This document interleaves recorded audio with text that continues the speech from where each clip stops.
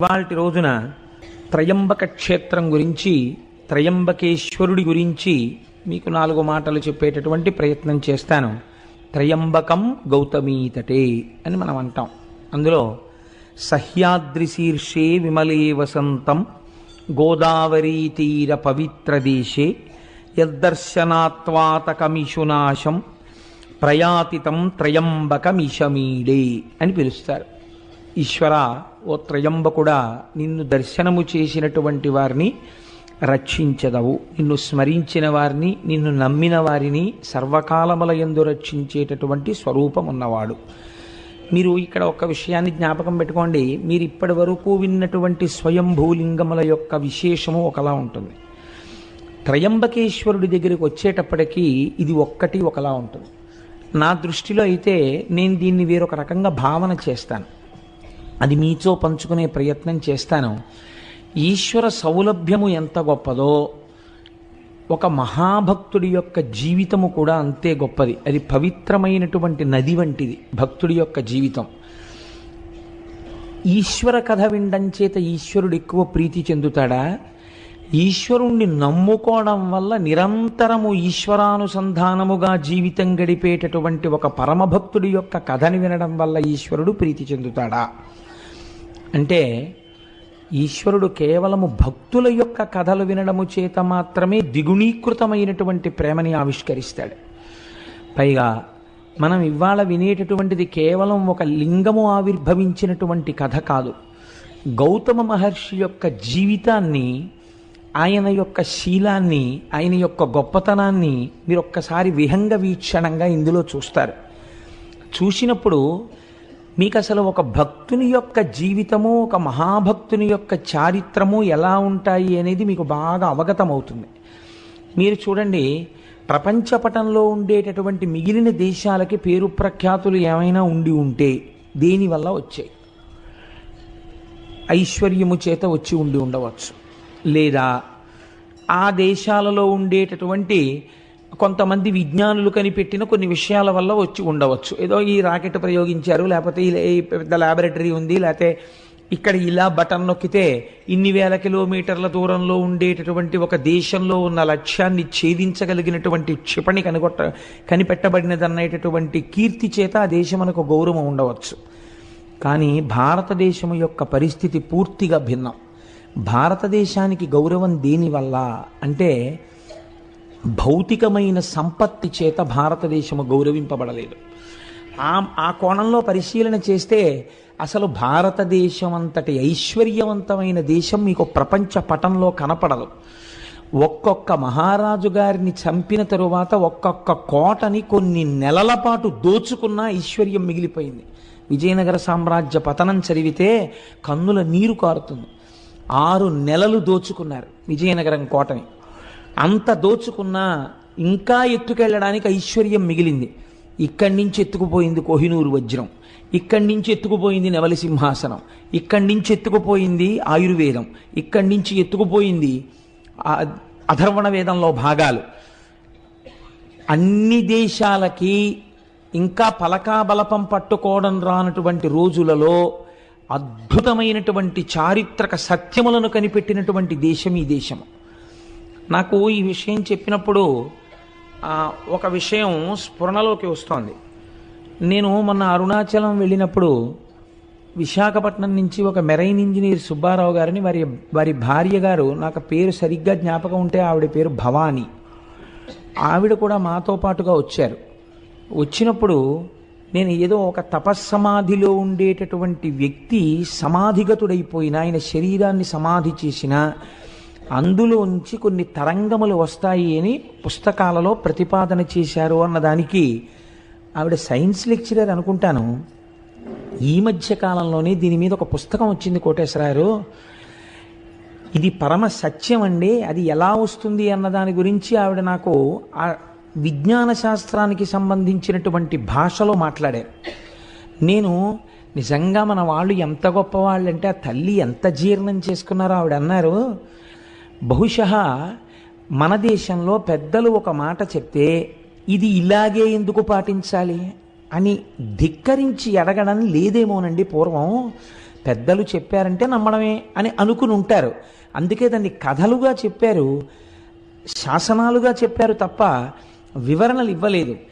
ఈ సూత్రాల్ని ఇవాల్టి రోజున కొత్తగా కనిపెట్టబడినటువంటి విషయాలుగా విదేశాలలో చెప్పబడుతున్నాయి తప్ప ఇవి మన ఋషులు ఏనాడో దార్శనికులై చూసినవేనండి అన్నారు.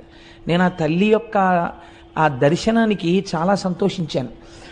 మీరు చూడండి, మన దేశంలో కీర్తి దేని వలన వచ్చింది అంటే, ఒక్క సత్యాన్ని పట్టుకొని అబద్ధం ఆడకుండా ఆడిన మాటకి నిలబడిపోయి జీవితంలో ఏవైనా పక్కన పెట్టి సత్యానికి కట్టుబడినటువంటి వాడు త్రిమూర్తులను కిందకి ఎలా దింపగలడో చూపించిన వాడు హరిశ్చంద్రుడు.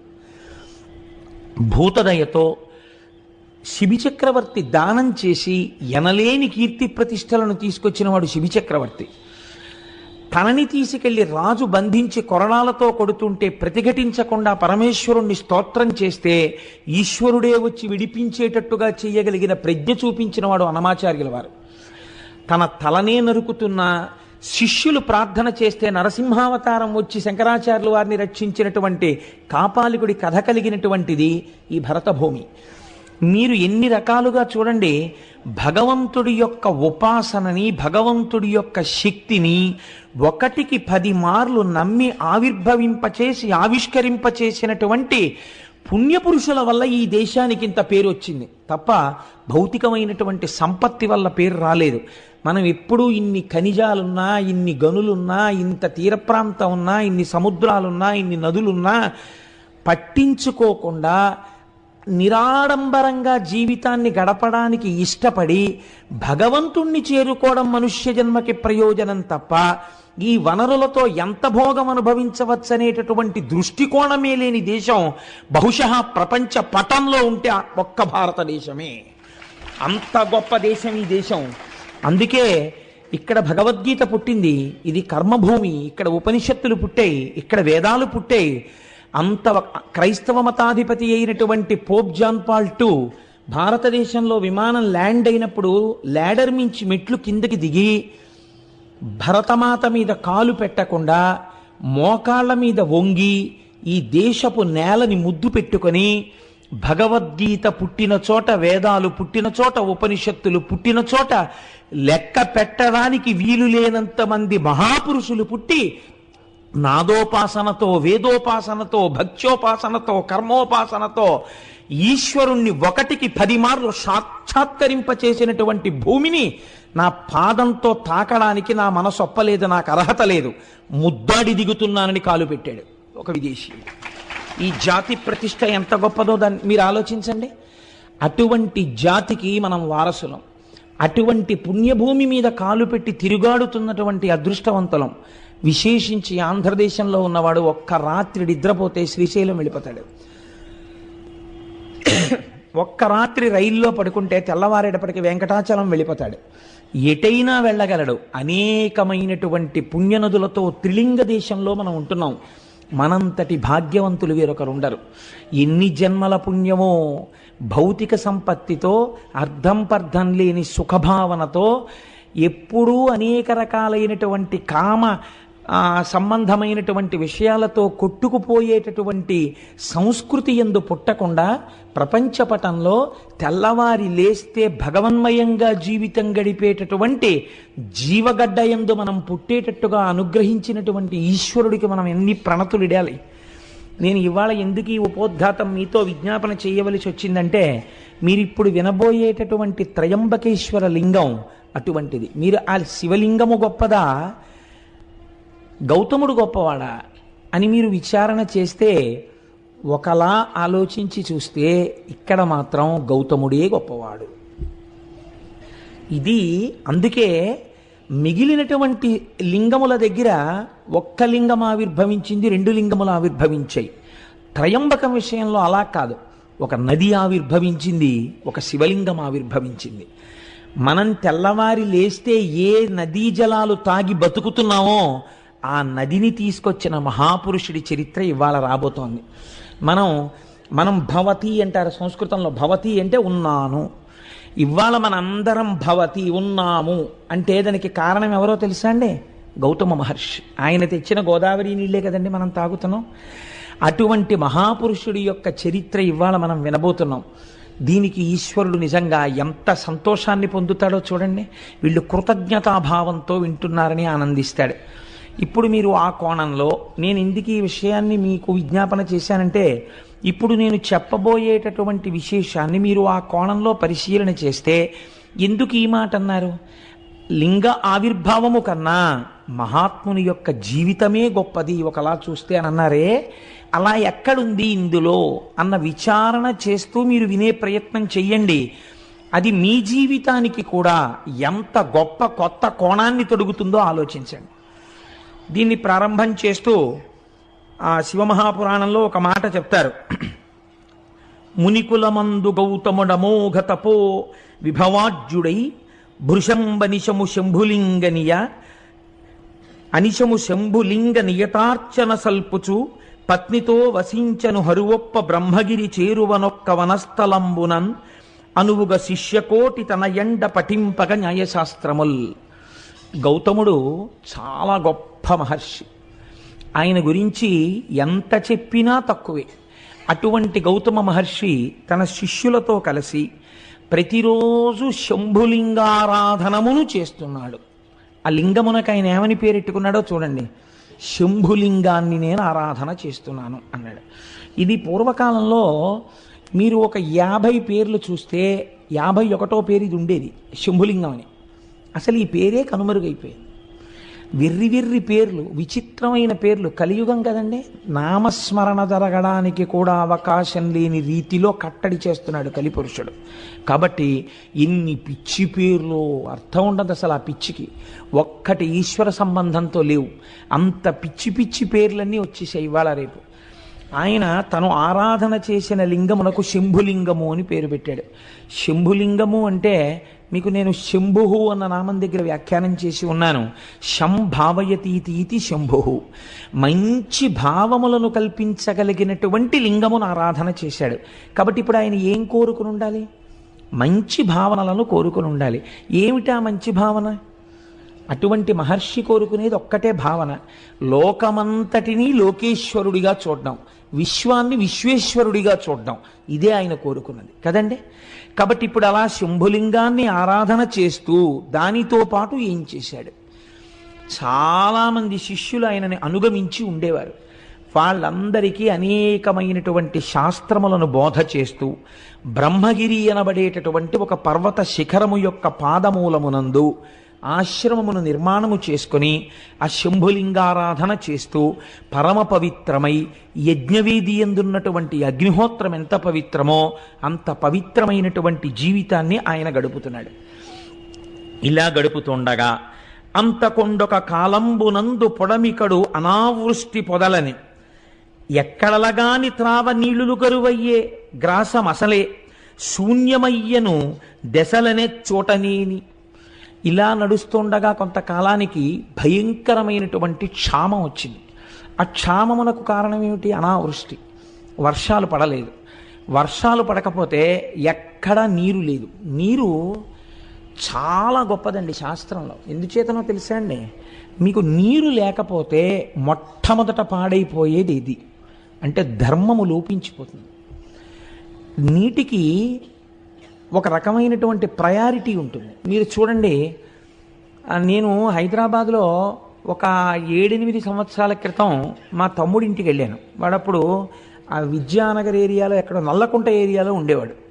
సాయంకాలం స్నానం చేసి నేనేదో సంధ్యావందనం చేసుకుందామని స్నానం చేయబోతుంటే వాడు అన్నాడు, అన్నయ్య నువ్వేమనుకోకు, ఇక్కడ 2 పూట్ల స్నానం చేయడం కుదరదన్నయ్య, అతి కష్టం మీద నీళ్లు తెచ్చుకుంటాం. ఇక్కడ నువ్వేదో పవిత్రోవా సర్వావస్థాంగతోపివా యస్మరేత్ పుండరీకాక్షం సవాహ్యాభ్యంతర శుచి పుండరీకాక్ష పుండరీకాక్ష పుండరీకాక్ష అనుకుని సంధ్యావందనం చేసుకోన్నాడు. ఇప్పుడు ఏమైంది? స్నానము లోపించింది. ఇంకా నీరుకు కొదవచ్చింది అనుకోండి, అర్ఘ్యం ఇవ్వడానికి కూడా మనం ఇబ్బంది పడిపోతాం. కొన్ని నీళ్లు అర్ఘ్యం ఇచ్చేస్తే గుక్కెడు నీళ్లు తాగడానికి తగ్గిపోతాయని సంధ్యావందనాలు కూడా పోతాయి. ధర్మలోపము దేని వలన ప్రారంభమవుతుంది అంటే నీరు తక్కువైపోవడం వల్ల ధర్మలోపం ప్రారంభమైపోతుంది. కాబట్టి నీరు ఈ లోకాన్ని నిలబెట్టడం, మనిషిని నిలబెట్టడం రెండింటినీ నీరు చేస్తుంది. కాబట్టి నీరు చాలా గొప్పది. అటువంటి నీరు ఎందుకు ఉండదు? ఒక్కటే కారణం. నీరు ఎందుకు భూమి మీద తగినంత దొరకని రోజులు వస్తాయి అని అడిగితే దీనికి లింగ పురాణం సమాధానం చెప్పింది. సంజీవనము సమస్తస్య జగత సలిలాత్మిక భవయిత్యుచ్యతే మూర్తిర్భవస్య పరమాత్మనః అని. భవ అంటే బతికించువాడు, ఏ రూపంలో బతికిస్తాడు? సంజీవనం సమస్తస్య, అన్నిటినీ బతికిస్తాడు. ఎలా? చెట్లు, చామలు, పురుగులు, పుట్ర, మనుషులు అందరూ బతుకుతారు. దేనివల్ల? జగత సలిలాత్మిక, నీటి రూపంలో ఉండి ఆయన బతికిస్తాడు. ఆయనకి ఆగ్రహం కలిగిందనుకోండి, వర్షపు చుక్క పడదు. నాకు తెలిసి నేను ఉద్యోగంలో చేరినటువంటి ఒక 5-6 సంవత్సరాల వరకు కూడా మినరల్ వాటర్ బాటిల్ కొనుక్కోవడం అనేటటువంటిది తెలియదు అసలు. మినరల్ వాటర్ బాటిల్ కొనుక్కోవడం అనేటటువంటి సంప్రదాయం బహుశా నాకు తెలిసి ఒక 5-6 ఏళ్ల నుంచే బాగా వృద్ధిలోకి వచ్చిందేమో అనుకుంటున్నాను. నీళ్లు పడకపోవడం, అతిసారం రావడం, ఎక్కడ పడితే అక్కడ నీళ్లు తాక్కండి అనడం, ఆ లోపల ఎటువంటి నీళ్లు పోసినా ఏదో నమ్మేసో సీసా కొనుక్కోవడం, 15 రూపాయలు ఇచ్చి. సీసాలు నీళ్లు 15 రూపాయలంటే ఎప్పుడైనా మన వెనకతరం వాళ్ళని అడగండి, ఈ సీసా నీళ్లు 15 రూపాయలు పెట్టి కొన్నామని వాళ్ళు తెల్లబోతారు. అసలు చలివేంద్రాలు పెట్టి ఎవరైనా ఇంటికి రాగానే ఏమంటే కొంచెం దాహం పుచ్చుకుంటారని మజ్జిగిచ్చినటువంటి గడ్డ మీద తాగడానికి నీళ్లు లేవు. నీళ్లు కొనుక్కుని తాగవలసినటువంటి రోజులు వచ్చాయంటే మనం ఎంతగా శివానుగ్రహానికి దూరం అయిపోతున్నామో ఆలోచించండి. ఒకనాడు కూడా ఇలాగే శివానుగ్రహానికి దూరమైంది లోకం. అదే క్షామము అని పిలిచారు. దీన్ని మీరు త్రయంబకేశ్వర చరిత్ర యందు గట్టిగా పట్టుకోవాలి. అందుకే ఇప్పటికీ లోకమునందు నీరు లేకపోతే సహస్రఘటాభిషేకం అని పరమేశ్వరుడికి చేస్తారు. శివలింగానికి సహస్రఘటాభిషేకం చేస్తే మళ్ళీ వర్షాలు పడతాయని. కాబట్టి చూడండి, లోకంలో నీరు లేదు, క్షామం వచ్చేసింది, ఎక్కడ చూసినా అనావృష్టి. ఇటువంటి పరిస్థితులలో ఒక్కొక్కడు ఎక్కడ నీరు దొరుకుతుందో అక్కడికి వెళ్ళిపోతున్నాడు. వెళ్ళిపోయేటప్పుడు వేటిని వదిలేస్తున్నాడు?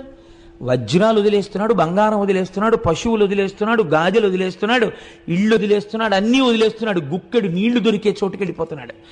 నీరంటే అంత తేలిక కాదండి. నేను నిడదవోలు షటిల్ చేసేవాడిని. నేను నిడదవోలు షటిల్ చేసే రోజుల్లో గోదావరి పుష్కరాలు వచ్చాయి. పుష్కరాలు వస్తే చాలామంది ఆ పైనుంచి పుష్కరాలకి ఇక్కడ బంధువులు ఇళ్ళకి వచ్చి స్నానం చేసి వెళ్తుండేవారు. నేను ఒక రోజున ట్రైన్లో వెళ్ళిపోతుంటే నిడదవోలు ప్యాసింజర్లో నేను కూర్చున్న కంపార్ట్మెంట్లో చాలామంది లేచి కిటికీల దగ్గరికి, డోర్ దగ్గరికి వెళ్ళి అబ్బా ఎన్ని నీళ్ళో ఎన్ని నీళ్ళో ఎన్ని నీళ్ళో అని పొంగిపోతున్నారు. బ్రిడ్జ్ నుంచి ట్రైన్ వెళ్ళిపోతుంటే నాకు చాలా ఆశ్చర్యం అనిపించింది. అది ఎన్ని నీళ్ళో ఎన్ని నీళ్ళో ఏంటి? మనం గోదావరి వచ్చిందంటాం అంతే, చాలా క్యాజువల్గా. వీళ్ళు ఎన్ని నీళ్ళో అంటున్నారు ఏంటని, ఎన్ని నీళ్ళో అంటున్నారు ఏంటమ్మా అని అడిగాను. అడిగితే ఇన్ని నీళ్లు మేము చూసి కొన్ని ఏళ్ళు అయిపోయిందండి, ఓ 20 ఏళ్ల క్రితం చూసాం, మేము ఎక్కడో రాయలసీమ నుంచి వచ్చాం గోదావరి పుష్కరాలకి, ఇంత నీటి ప్రవాహం చూసి మేము ఎన్నేళ్ళు అయిందో అన్నారు. వాళ్ళకి తెలుస్తుంది దాని అందం ఏమిటో, వాళ్ళకి తెలుస్తుంది అందులో తృప్తి ఏమిటో.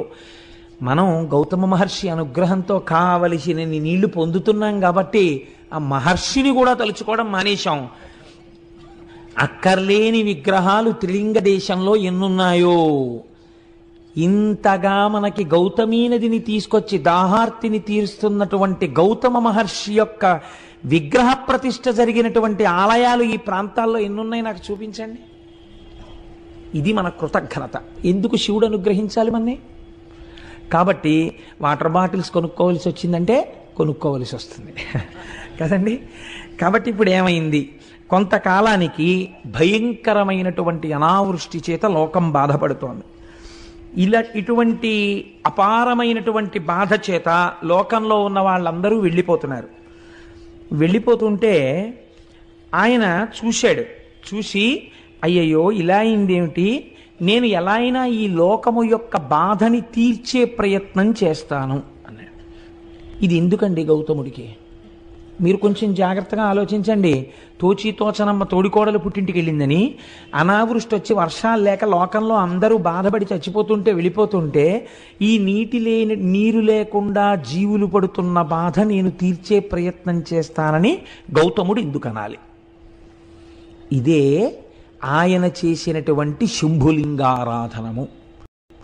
నాకు తపశ్శక్తి ఉంది కాబట్టి నేను ఇలా అంటే అందులోకి నీళ్ళు వచ్చేస్తే గొప్ప కాదు.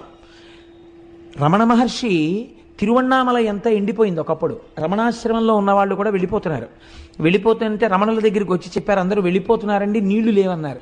అంటే రమణులు అన్నారు, వెళ్ళిపోవడం ఎందుకు, నీళ్లు లేకపోతే వెళ్ళిపోతారా, ఈశ్వర కృప ఉంటే నీళ్ళు ఎందుకు రావు అని అక్కడ గొంతు కూర్చుని 4 చారలు మట్టి తీశారు ఇలాగా, అంతే జల పుట్టింది. అదే రమణబావి అని పిలుస్తారు. తిరువణ్ణామల ఎంత ఎండిపోతుంది, రమణాశ్రమంలో ఉన్న రమణబావి ఎండదు. దానికి కావ్యకంఠ గణపతి ముని పేరు పెట్టారు, రమణతీర్థము అని పేరెట్టారు దానికి. కాబట్టి మహాపురుషులు సృష్టించగలరు, వారి తపశ్శక్తి చేత వారు సంకల్పం చేస్తే వస్తుంది. గౌతమ మహర్షి తలుచుకుంటే రోజు ఒక కొండ నీళ్లు తేలేంటి, ఆదిశంకరాచార్యులు వారు తలుచుకుంటే పూర్ణానదినే అమ్మగారి స్నానానికి తీసుకొచ్చారే, అటువంటిది ఓ కొండ నీళ్ళు ఆయన తన కోసం తెచ్చుకోలేరా? ఆయన బాధ అది కాదు, ఆయన బాధ లోకం కోసం. ఇది విశ్వమునందు విశ్వేశ్వరుని చూచుట, లోకమునందు లోకేశ్వరుని చూచుట. తను పూజామందిరంలో కూర్చుని బాగా పూజ చేసేసి, అయ్య బాబోయ్ ఏమి పూజండి అనేటట్టుగా పూజ చేసి, నియుజ్యమానా సుగజాసు హస్తా సకేశ్చరా స్తోచల పత్రహస్తా బభూవ దేవీ చ కృతాసు హస్తా లక్ష్మీస్తథా పద్మిని పద్మహస్త అంటారు సుందరకాండలో వాల్మీకి మహర్షి. పూజామందిరంలోనేమో లక్ష్మీదేవికి పూజ, బయటికి వచ్చేమో సీతమ్మ తల్లిని బాధ పెడుతూ ఉండడం. ఎందుకు వచ్చిన దిక్కుమాలిన పూజ? అది కాదు పూజ అంటే. తాను లోకమునందు ఒక భాగము, ఈ లోకము ఈశ్వర స్వరూపము కాబట్టి లోకము బాధపడితే ఇది ఈశ్వరుడి బాధ. కాబట్టి నేను లోకమును రక్షించాలి, అది నా పూజలో అంతర్భాగము అని ఆయన అనుకున్నాడు. ఇది ఆయన చేసినటువంటి శంభులింగారాధన. కాబట్టి ఇప్పుడు ఆయన జలముల యొక్క అధిదేవతను గురించి తపస్సు చేశాడు. మీకు ఏ అవసరం వస్తే ఆ అవసరాన్ని తీర్చగలిగినటువంటి వారి దగ్గరికి వెళ్ళాలి. ఇంట్లో దొంగలు పడ్డారనుకోండి, ఫైర్ ఆఫీస్కి వెళ్ళకూడదు కదా, ఇల్లు అంటుకుంటే ఫైర్ ఆఫీస్కి వెళ్ళాలి. అదేంటంటే మా దగ్గరికి వచ్చారంటే మీరు ఖాళీగా ఉన్నారని వచ్చామంటే అంటే వాళ్ళు ఏం చేస్తారు? ఇంట్లో దొంగలు పడితే పోలీస్ ఆఫీస్కి వెళ్ళాలి. ఈశ్వరుడు లోకం కృతజ్ఞతతో ప్రవర్తిస్తోంది. కృతజ్ఞులైనటువంటి వారికి ఎందుకు ఉపకారం చెయ్యాలి? వీళ్ళ బుద్ధి మరల్చాలంటే నేను వీళ్ళని శిక్ష వెయ్యాలి. తండ్రి కొడుకుని మార్గంలో తేవడానికి ఎలా శిక్షిస్తాడో అలా నేను శిక్షించాలి.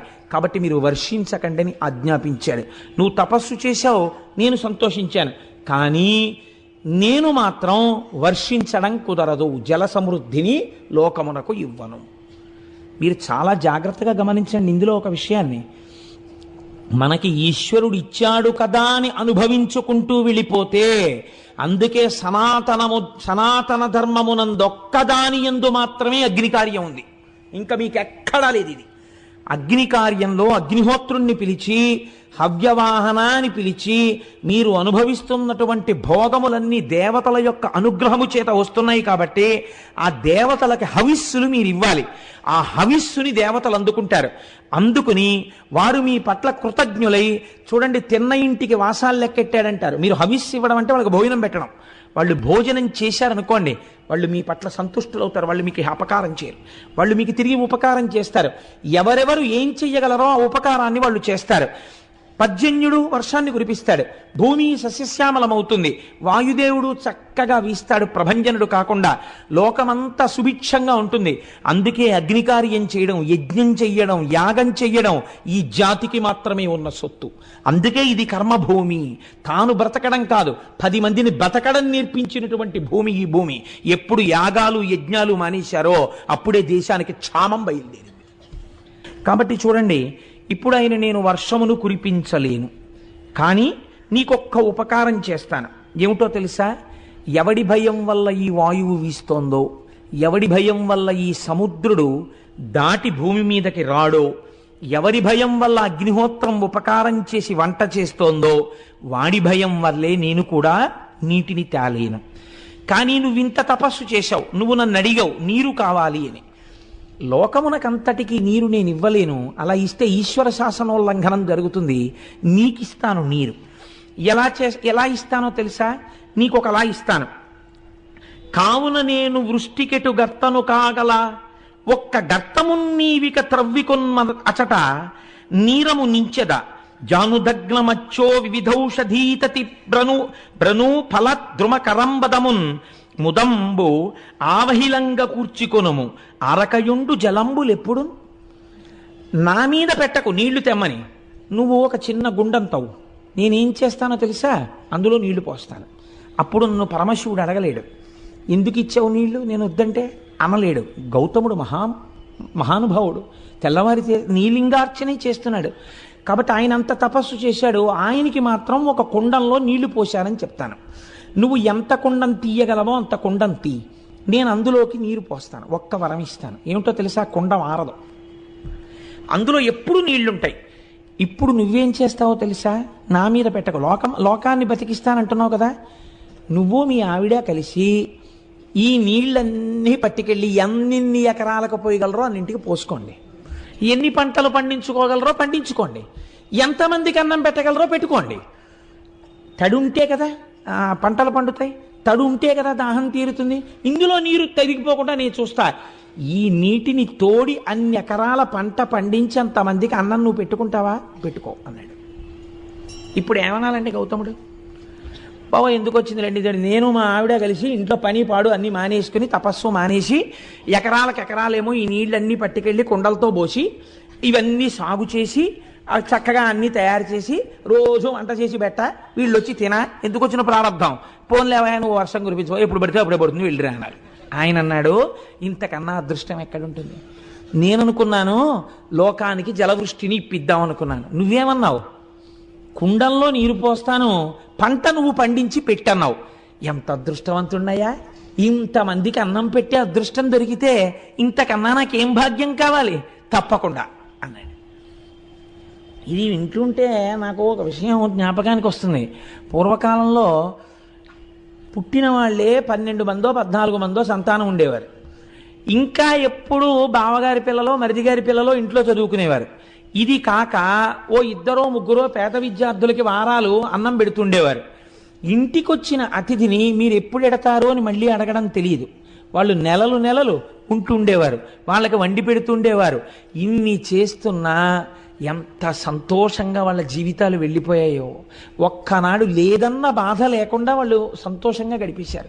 ఇంత అలిసిపోయేవారు, రాత్రి ఇలా వెళ్ళి పడుకోగానే నిద్రపోయేవారు, మళ్ళీ తెల్లవారు లేచేవారు, సంతోషంతో కార్యక్రమం చేసేవారు. ఇంతమందికి పెట్టగలిగిన చెయ్యిందని సంతోషించేవారు. అలా వాళ్ళ రోజులు వెళ్ళిపోయాయి. కాబట్టి ఇప్పుడు గౌతముడు చాలా సంతోషించాడు, తప్పకుండా నేను ఆ పని చేసుకుంటానన్నాడు. ఇప్పుడు వరుణుడు ఆ గుండంలో నీరు నింపాడు. ఇప్పుడు గౌతముడు ఏం చేశాడో మీరు అవధరించండి. నాకు నిజంగా ఆశ్చర్యంగా ఉంటుంది ఇది చదువుతుంటే. ఇది చదివినంత తేలిగ్గా విన్నంత తేలిగ్గా ఉండదు. మీరు మనసులో ఒక్కసారి భావన చెయ్యండి ఆయన ఉదారత. ఇదంతా ఎవరెవరు చేశారు, ఆయన భార్య అంతే. అహల్య ఎవరో తెలుసా అండి? బ్రహ్మగారికి ఓ కోరిక పుట్టింది, ఇప్పటి వరకు ప్రపంచంలో పుట్టనంత సౌందర్య రాసిన ఒక దాన్ని నేను సృష్టిస్తానని సృష్టిస్తే ఆవిడే అహల్య. ఇంద్రుడంతటి వాడు మోహపడ్డాడు ఆవిడ కోసం.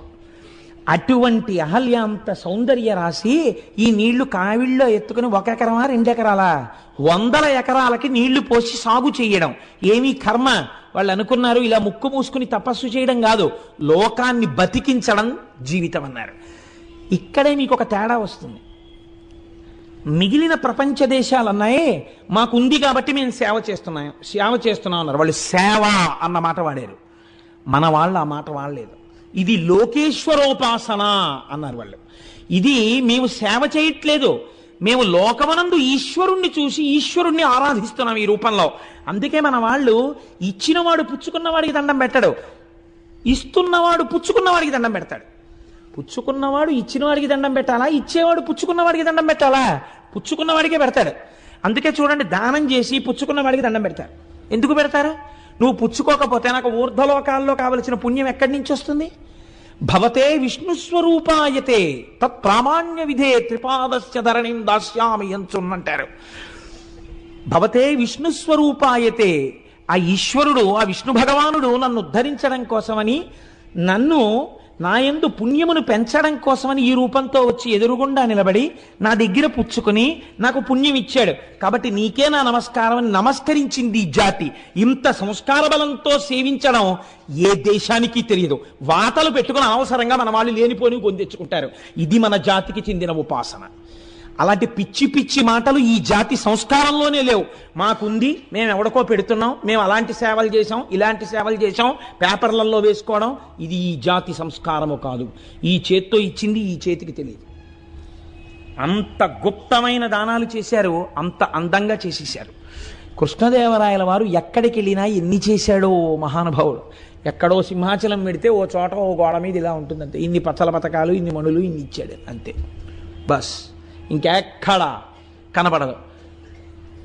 ఇంత మెట్టు గుళ్ళో కట్టిస్తే కీర్తిశేషులు ఫలానా వాడి ఫలానా ఆవిడ యొక్క కుమారుడైన ఫలానా వాడు అదేంటి మళ్ళీ బ్రాకెట్లో వీడు ఎప్పుడో 20 ఏళ్ల క్రితం చేశాడు దిక్కుమాలిన ఉద్యోగం ఒకటి, రిటైర్డ్ సో అండ్ సో, ఈ మెట్టును బహూకరించినారు అని వీడి పేరు కొన్ని వేల మంది తొక్కుతూ ఉండాలి.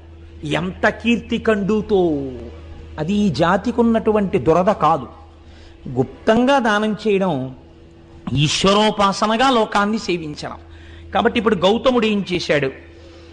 అనిరళఘన సుగంధాఢ్యమరవి అరంద విష్యంద సుందర కుసుమ కుంద కుటజ మందార మాధవి మాలతి వకుళ చంపక కరవీర కేతకుల తతుల పరిపక్వ ఫల రాజి భాసుర సహకార దాడిమ ద్రాక్ష బదురుల పంక్తి ఫనస ఖర్జూర శ్రీఫల జంబు జంబీర లికుచ బీజాపూర నికురములను మిండుగా బండి చెన్నార మీరు వ్రీహి యవతి లాఢక చనక్రపి యంగుమాష రాజమాష మసుర ముద్గ రాజియాన నాళ గోధూమ తితతి ఘనముదనరే దోస వంగ అరటి దొండ కాకర పొట్ల సొర బీర చిక్కుడు ఉసిరిక వెలగ కరివేప ఆవయు మరిచ మార్ధ్రకమును బెండ గుమ్మడియును పెండలము కంద చేమయు చిలకండ నామాత్రము కామ్రమములు నారింజక జీరము చిర్రి పొన్నగంటియు బుద్ధి పులిచింత తింత్రిని గోగు జీవంతియు రేగు మునగ ములక మిరపకయు జుశ్రకాకినులు బత్సలియును చెమ్మయున్ బడమ మయును నాగ వల్లి లతలను క్రమములుగా వంగతతులు నారికడము లేలలు బలు తీరులలరే. ఎన్ని పండించాడో చూడండి. ఆయన పెద్ద తోటలేశాట, ఎన్ని 100 ఎకరాలు వేశాడో. ఆయన భార్య కలిసి నీళ్లు పట్టుకెళ్ళి సేద్యం చేసి ఇవన్నీ పండించారు. ఎంత లిస్ట్ ఇచ్చాడో మహానుభావుడు. పువ్వులు కూడా పెంచారు వాళ్ళు. అయ్యయ్యో 5వ తనానికి చిహ్నం కదా, పువ్వులు ముడుచుకోవాలి, ఇంటికి వచ్చినటువంటి ఆడబడుచుకి పువ్వులు ఇవ్వాలి, అందుకని పువ్వులు ఉండాలి, పూజ చేసుకుంటే పువ్వులు ఉండాలి. అందుకని మందార మాధవి మాలతి వకుళ చంపక కరవీర కేత కుల తతుల పరిపక్వ ఫలరాజి భాసుర సహకార దాడిమ ద్రాక్ష బదరుల పంక్తి పనస ఖర్జూర శ్రీఫల జంబు జంబీర, ఇన్ని పళ్ళు ఇన్ని పువ్వులు, ఇవి చాలవన్నట్టు భోజనం కోసం వచ్చినటువంటి వాళ్ళకి అసలే క్షామం కదండి. ఏదో ఓ పప్పు ఓ కూర ఓ పచ్చడి ఓ పులుసుతో సరిపెట్టుకోండి అనకుండా దోస వంగ అరటి దొండ కాకర పొట్ల సొర బీర చిక్కుడు ఉసిరిక వెలగ కరివేప ఆవయు మరిచ మార్ధ్రకమును బెండ గుమ్మడియును పెండలంబు కంద చేమయు చిలకడము నామ్రతకామ్రమములు నారింజ జీరకము చిర్రి పొన్నగంటియు బొద్ది పులిచింత తింత్రిని గోగు జీవంతియు రేగు మునగ ములక మిరపయు. ఓరి నాయనో, ఇన్ని పంటలు పండించాడు ఆయన.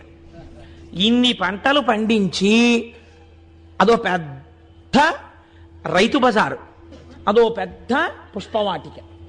ఇవన్నీ ఏం చేసేవాడు అంటే తెల్లవారేటప్పటికి కుండల్లో పోసి ఈ వరుణగుండంలోంచి నీళ్లు తీసుకొచ్చి బోలెడంతంత అన్నరాసులు వండేవారు ఇద్దరూ కలిసి. ఎన్ని కూరలో వండేవారు. ఇప్పుడు ఏమైంది అందరికీ తెలిసింది. అక్కడ వరుణగుండం ఉందిట, అందులో నీళ్ళెట్టుకెళ్ళి వండుకోండమ్మా అనర్త. ఏం చేస్తారో తెలుసా? అహల్య గౌతముడు పొయ్యూది వండుతారట. ఆయన తపస్సు అటువంటిది. అగ్నిహోత్రుడు అలా పనిచేశాడు ఆయన దగ్గర. హాయిగా వండుతారట. మీరు సంధ్యావందనం చేసుకుని పూజ చేసుకుని రండి, భోజనాలు వడ్డించేస్తామంటారట. మధ్యాహ్నం మనం వెళ్ళేటప్పటికి ఎన్ని వేల మందికైనా వడ్డన చేసేస్తారట. కాబట్టి ఇప్పుడు ఏమైంది? రాను రాను రాను రాను రాను రాను ఆ ఆశ్రమానికి క్షామంలో అసలు దొరకడమే కష్టం. అంటే ఉచిత భోజన పథకం ఏమీ బాధ లేదు. దానికేం కార్డు ఉండక్కర్లేదు, అక్కడికి వెళ్ళిపోతే చాలు పెట్టేస్తారు. కాబట్టి ఇప్పుడు వీళ్ళందరూ ఏం చేశారు అంటే, వీళ్ళందరూ గౌతమ మహర్షి ఆశ్రమానికి వెళ్ళి చక్కగా ఆ పెట్టినటువంటి పదార్థాలన్నింటినీ తినడం ప్రారంభం చేశారు. పోనీ అక్కడతో వాళ్ళు తృప్తి పడి తిని వెళ్ళిపోతున్నారని మీరు అనుకుంటున్నారా? అంటే స్వార్థ చింతన అన్నది లోకంలో ఎలా ఉంటుందో చూడండి. ఇందులో మళ్ళీ గౌతమ మహర్షి పెడితే తినేవాళ్ళే ఇందరూ. ఒక్కడికి ఇందులో ఏం గొప్పతనంతో తను సొంతంగా ఆ సోలడు అన్నం వండగలిగినటువంటి వాడు లేడు, చుక్క నీళ్లు తాగలిగిన వాడు లేడు. కానీ ఈ కీర్తిలో వాటాలు కావాలి. అందుకని ఎవరనుకుంటున్నారా గౌతముడు? మా మేనమామకి వేలు విడిచిన బావమరిది తోడలుడండి. ఎంత అందంగా దిప్పి పొడిచారో తెలుసా అండి లోకం తీరుని. తన తాతకు తమ్ముని కొమరుడు ఒకడొచ్చి అన్నట్ట, నా తాతకి తమ్ముని కొమరుడు అండి గౌతముడు. సంబంధం కలుపుకున్నాడు ఆయన. తన తాతకు తమ్ముని కొమరుని కొడుకంచు ఒక్కండు కూడవచ్చే తన తండ్రి ఎల్లుని చెల్లిటికి మేటి మరదియం చొక్కండు తరలివచ్చే తన మేనమావ వదిన ఎల్లుని బావగారని యొక్కండు కలియవచ్చ తన తోడి ఎల్లుని తండ్రికి మేనయల్లుడంచును ఒక్కడు అరసి డాసే ఇట్లు చుట్టరింకంబుల ఎరుగ చెప్పికొనుచు గుంపులై మునికులజులు ఆండ్రు బిడ్డలతో గౌతమాశ్రమంబు వెదుకుకొనుచు వచ్చిరంతయు విందుమీర. రకరకాల సంబంధాలు పెట్టుకున్నారు ఆయనతో. ఏమిటా అనుబంధం గౌతమ మహర్షికి కూడా తెలియదేమో ఇంతమంది చుట్టాలు ఉన్నారని. వీళ్ళు ఎప్పుడన్నా కనపడ్డారా గౌతమ మహర్షికి? ఎప్పుడూ కనపడలేదు.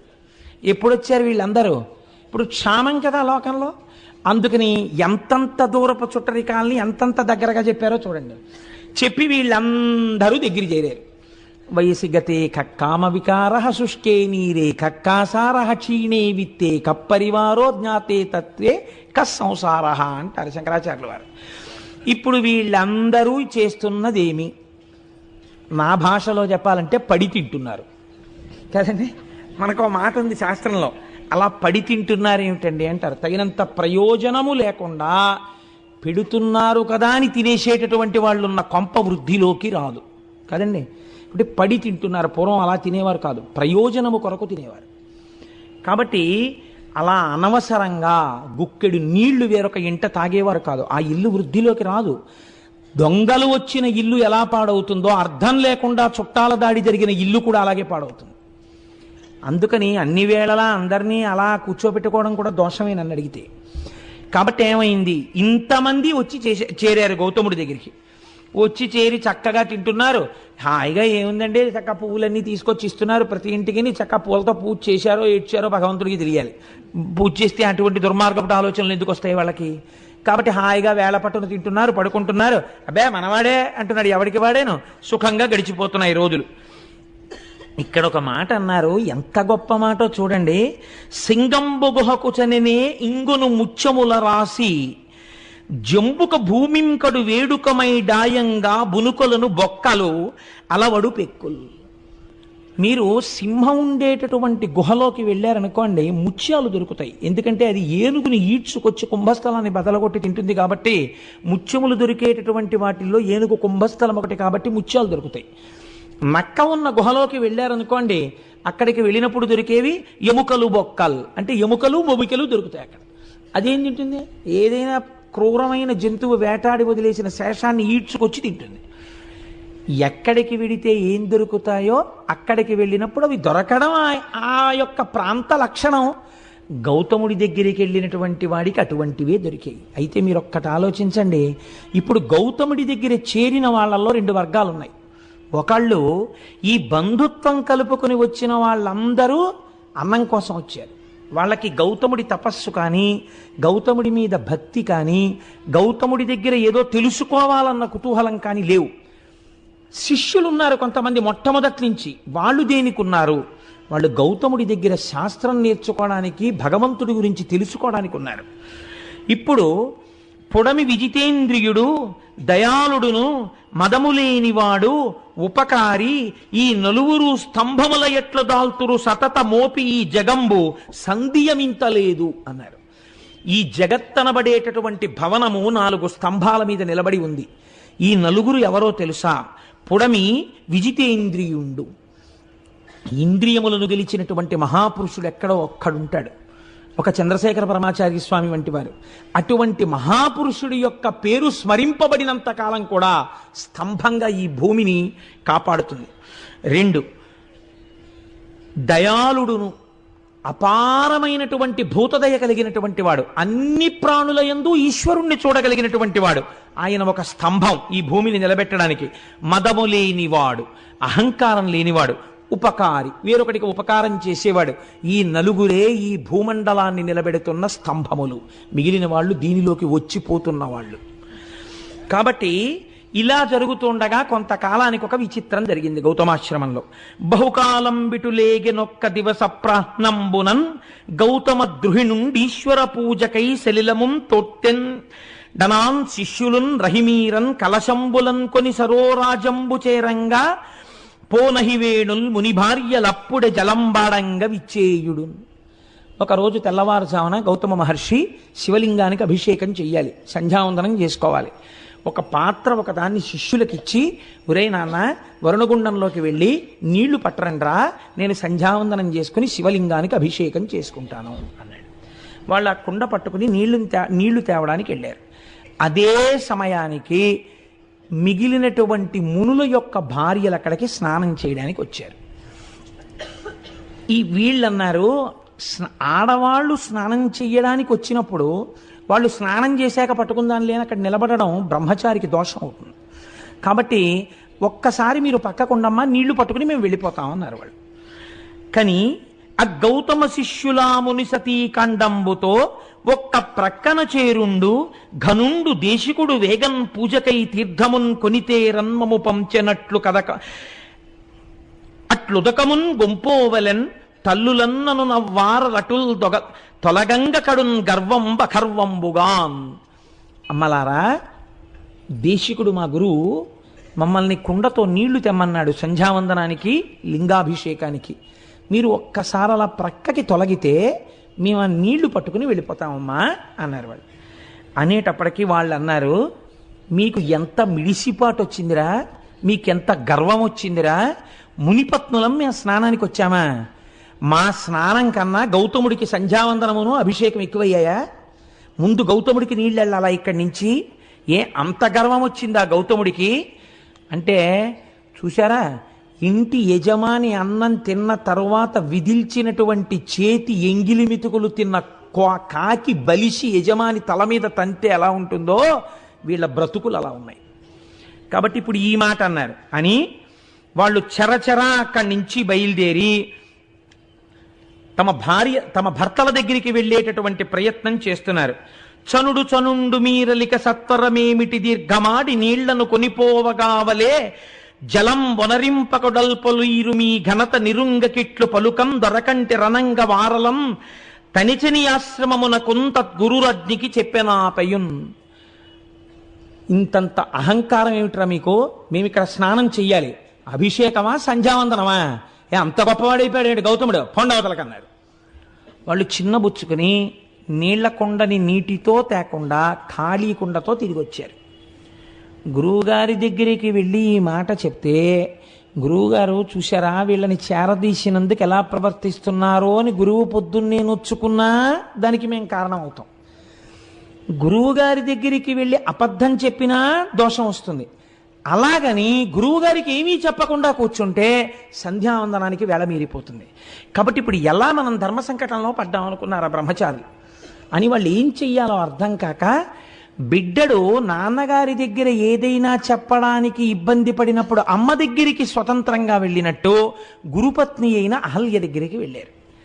అమ్మ, గురువుగారు నీళ్లు తెమ్మన్నారమ్మా, మేము అక్కడికి వెడితే వాళ్ళు స్నానాలు చేస్తామంటున్నారు, మేము అక్కడ ఎలా నిలబడతామమ్మా? వాళ్ళు మునిపత్నులు, వాళ్ళు స్నానం చేస్తుంటే అయ్యే వరకు మేము అక్కడ నిలబడితే అది చాలా అసహ్యంగా ఉంటుంది, మేము బ్రహ్మచారులం అలా నిలబడకూడదు. వాళ్ళు ఒక్క కుండరు నీళ్లు పట్టుకుని మేము వెళ్ళిపోతామంటే అనరాని మాటలని మమ్మల్ని పంపించేశారమ్మా. ఇప్పుడు గురువుగారి దగ్గరికి ఖాళీ కుండతో ఎలా వెళ్ళడము అని బెంగ పెట్టుకున్నామమ్మా అని చెప్పారు వాళ్ళు. వాళ్ళు ఎంత ధార్మికమైన నడువడితో ఉన్న బ్రహ్మచారులో చూడండి. అందుకే నేనన్నా అక్కడ 2 వర్గముల మనుషులు ఉన్నారు అని. ఇప్పుడు ఆవిడేం చేసింది? అహల్య. ఇప్పుడు ఇంతమందికి ఇంత నోరుంటే ఆవిడకు ఉండక్కర్లేదు ఏంటండి? ఆవిడ కూడా వెళ్ళి, మీ ఆయన తీసుకొచ్చాడా ఈ గుండం, మీ ఆయన తీసుకొచ్చాడా ఈ నీళ్లు, కష్టపడింది ఆయన. తెల్లారు లేస్తే ఆయన మోచేతి నీళ్లు తాగుతున్నారు మీరు మీ భర్తలను. ఆయన అభిషేకానికి నీళ్లు పట్టుకెళ్ళొద్దనడానికి మీనెవరు అని వీధి కొళాయి దగ్గర జట్టీలాడుకున్నట్టు దెబ్బలాడుకోవచ్చు. అలా దెబ్బలాడితే ఆవిడ మహాపతివ్రత అహల్య ఎందుకు అవుతుందండి? కావలసింది ఇప్పుడు ఏమిటి? వాదులాడ్డం కాదు, అవతల వాళ్ళ తప్పించడం, అంతకన్నా కాదు. వాళ్ళు మునిపత్నులు, లక్ష్మీ స్వరూపాలు. ముందు భార్యగా తన ధర్మమేమి, వేళ మీరిపోకుండా భర్త సంధ్యావందనం చేసుకోవడానికి నీళ్ళు ఇచ్చేయాలి. అది భార్యాధర్మం. కాబట్టి ఇప్పుడు ఆవిడ ఏం చేసింది? కడవనకొండు గైకొని తగన్ సరసీస్థలి చేరి నీరమున్ వడిగుని తెచ్చి ఇచ్చి తన భర్తకు దల్మిని దేవ పూజనా తడుపునరించే అమ్మునుల దారలహల్య మదంబుతోడ ఈ ఎడమము బల్కరించకయే ఏగెను చుల్కన చేసి తానటుల్. అహల్య వేళ మీరిపోయిందనుకోండి, ప్రాయశ్చిత్తార్ఘ్యపూర్వక సంధ్యావందనం గరిష్యే నీళ్లు ముట్టుకుని 4 మాటలు అర్ఘ్యం ఇవ్వాల్సి ఉంటుంది గౌతముడు. ఆ పని ఆయనతో చేయించడమే ఎంత తప్పు. అందుకని ఆవిడ ఎవ్వరితో మాట్లాడకుండా ముందు భర్తకి నీళ్ళు ఇచ్చేయాలి. గబగబా వెళ్ళి వాళ్ళెవ్వరినీ పలకరించకుండా, ఇప్పుడు పలకరిస్తే వాదు జరుగుతుంది, వాదు జరిగితే భర్తకు ధర్మలోపం వస్తుంది. నేను ముందు గబగబా కడవతో నీళ్లు ముంచుకుని ఆవిడ వెళ్ళిపోయింది. ఆవిడ ఏమీ అనలేదు ఎవ్వరిని, ప్రసన్నమూర్తియే వెళ్ళిపోయింది. వెంటనే వాళ్ళన్నారు, చూశావా చుల్కన చేసి మమ్ములన్ అంటే మాతో మాట్లాడదనమాట. ఇది ఎంత దారుణంగా ఉంటుందో చూడండి లోకం ప్రవృత్తి. అడగచ్చు కదా, ఆ పిల్లలకి నీళ్ళు ఇవ్వలేదు కదా అని మమ్మల్ని అడగచ్చు కదా అంటే మేము మాట్లాడడానికి కూడా తాగం. వాళ్ళేమో ముండండి మా గురువు గారికి పట్టుకెళ్తా ఉన్నారు. ఏమిటమ్మా ఏదో నీళ్ల కోసం ఇక్కడికి వచ్చాం కాబట్టి వీళ్ళు ఇలా మాట్లాడుతున్నారు అంతే లోకం అని దెప్పి పొడవడానికి ఇద్దరినీ తీసుకున్నారు అనుకూలంగా. ఈవిడ చూడండి, ఆయనేమో అందులో కూర్చుని ముందు నాకు నీళ్లు పట్టరారా అని ఆయన పంపించాడు. ఈవిడేమో వాళ్ళని వద్దన్నాం కాబట్టి ఈవిడ కొండట్టుకు వచ్చేసి ఈవిడ ముంచేసుకుని ఈవిడ వెళ్ళిపోతుంది.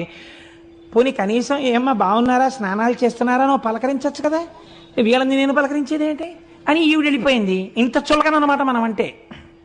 ఇప్పుడు ఇందులోంచి ఏం బయలుదేరింది? రాగాలు పెడబబ్బలు బయలుదేరి.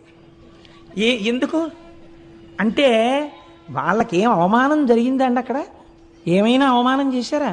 అవమానం జరగలేదు, అక్కసు బయలుదేరింది. అవతల ఉన్న వాళ్ళ నడువడిని గౌరవించలేని వాడు ఆయన యొక్క ధార్మిక జీవనాన్ని మెచ్చుకోలేడు. సరికదా, అక్కసు పెంచుకుంటాడు. కారణం ఏమిటి? నీ స్వభావం అటువంటిది, అందులోంచి వస్తోంది ఈ అక్కసు. నీ స్వభావాన్ని దిద్దుకోవాలి. కాబట్టి ఇప్పుడు వాళ్ళు ఏం చేశారు? గబగబా వెళ్ళి పోవునుగాక ఈ పొగరు పోడిమియూడగ చెయ్యకుందుమే దేవికి ఇంత ఎల్లిదమే దేబెలమా మగలంత ఇంతతో పో విడువారమే ఎనుచు పోయి స్వభర్తల సన్నిధానమందా విధమెల్ల మార్చి కడు అల్కజి నింపగ చెప్పిరేడ్చుచున్. వాళ్ళందరూ ఏం చేశారంటే ఎంత గొప్ప మాట వేశారో చూడండి ఈ రచన యందు.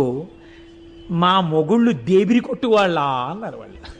అంటే దేవిరి కొట్టువాళ్ళ అంటే వాళ్ళకేమీ లేక ఒకళ్ళు పెడుతుంటే అంగలారుస్తూ తినేవాళ్ళు అనుకుంటున్నారా? ఈ మాట వెళ్ళి మొగుడిని అడిగారు. అంటే వాళ్ళకి నిజంగా వాళ్ళు ఇప్పుడు ఆ స్థితిలోనే ఉన్నారు.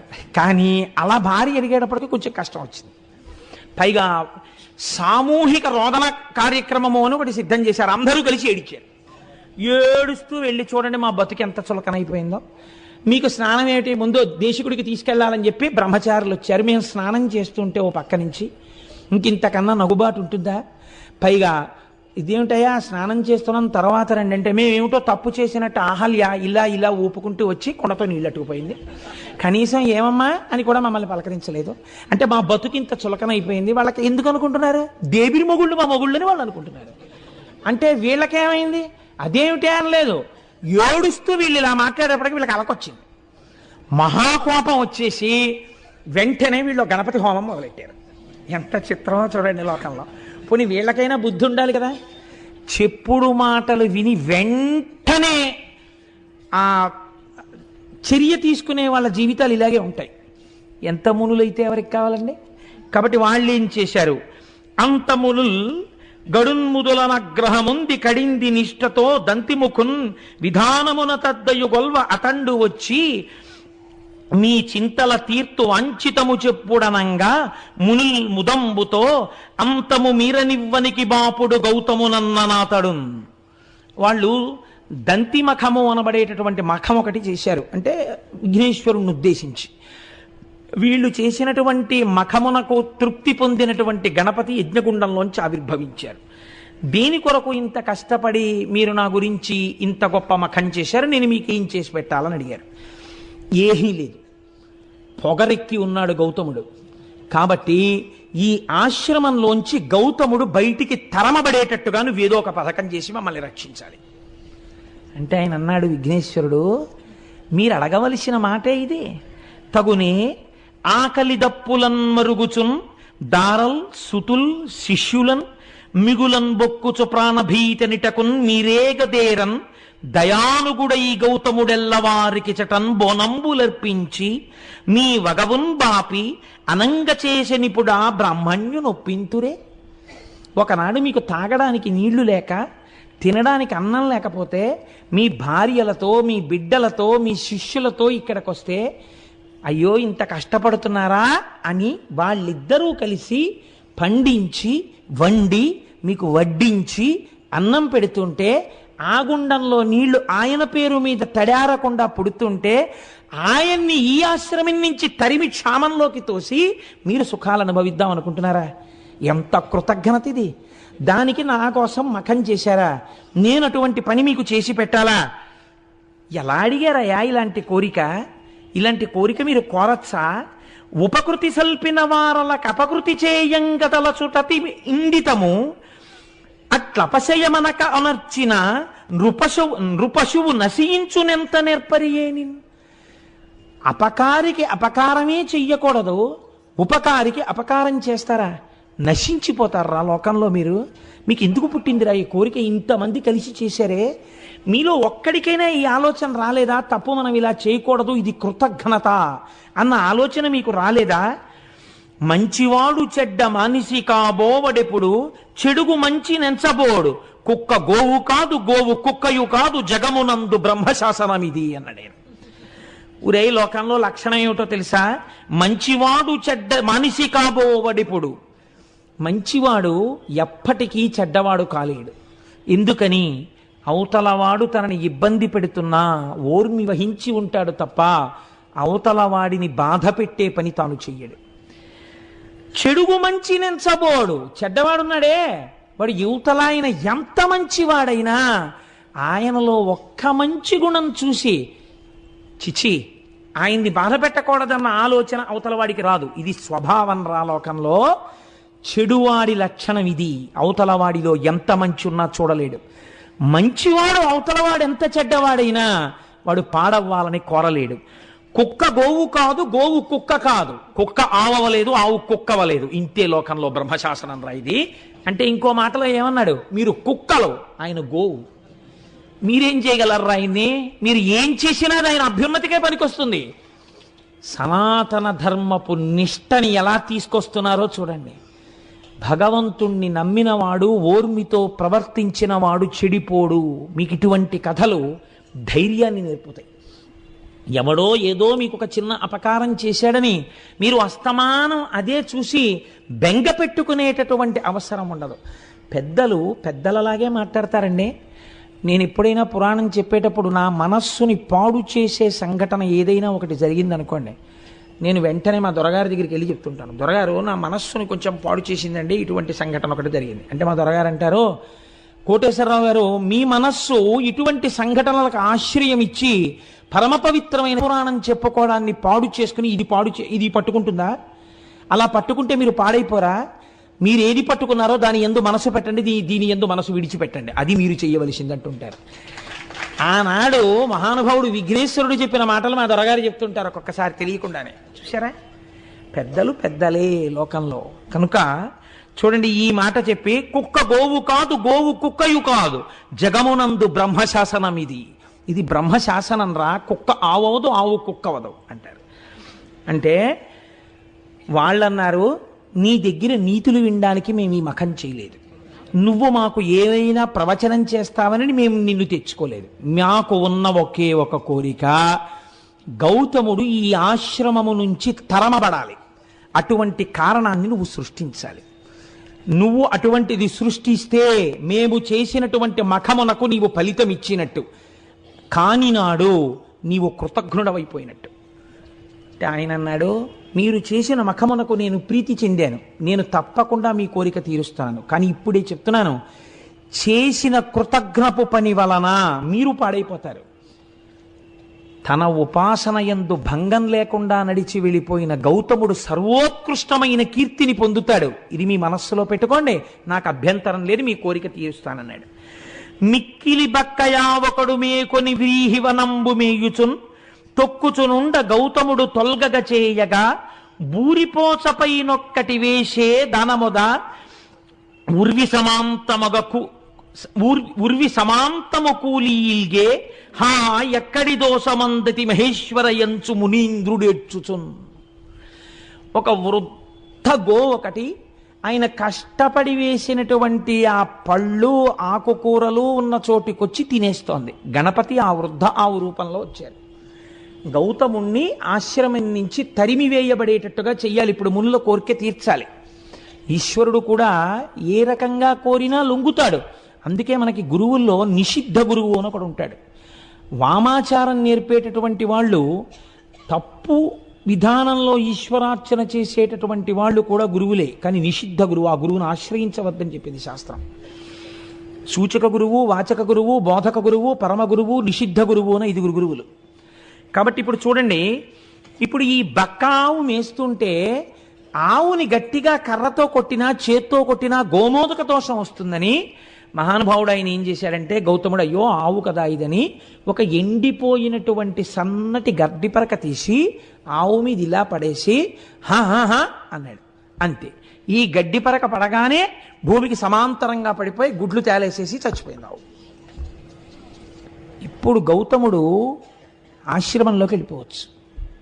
ఆయన గుండెలు బాదుకుని ఇచ్చాడు. నేనే విసిరాను గడ్డిపోచ, నేను విసిరిన గడ్డిపోచకే చచ్చిపోయింది ఆవు, నాకు గోహత్యా దోషం వచ్చింది అని ఏడుస్తున్నాడు ఆయన.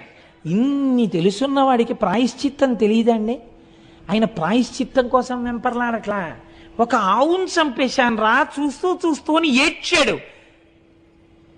ఆవుల్నే పట్టుకెళ్ళి వజ్రశాలలో తెగతారుస్తున్నా చూస్తూ దేశం ఊరుకుంటే వానలు పడమంటే ఎక్కడ పడతాయండి? ఎక్కడో కొంతమంది మహానుభావులు కలిసి జంతు హింసా నివారణ సంఘం అని పెట్టి కత్తి వేటుకి నరకబడుతున్న ఆవుల్ని తెచ్చి గడ్డి వేసి రక్షిస్తున్నారు అక్కడ. కనుక చూడండి, ఇప్పుడు ఆ ఆవు చచ్చిపోతే ఈయన ఏడుస్తుంటే కనిమునులు తదంగనలు గౌతము చేరి విధం బెరింగి గోఘ్న నిబిడ పాపి ఎంతటి అకార్యమునర్చితి ఓరి నీ మొగంబునగన దోషము ముప్పుతిల బొమ్మటకేని వనంబు బాసి నీ అనుచర పుత్ర మిత్రదగి తాదుల తోట్కుని వేగదవులన్ అన్నారు.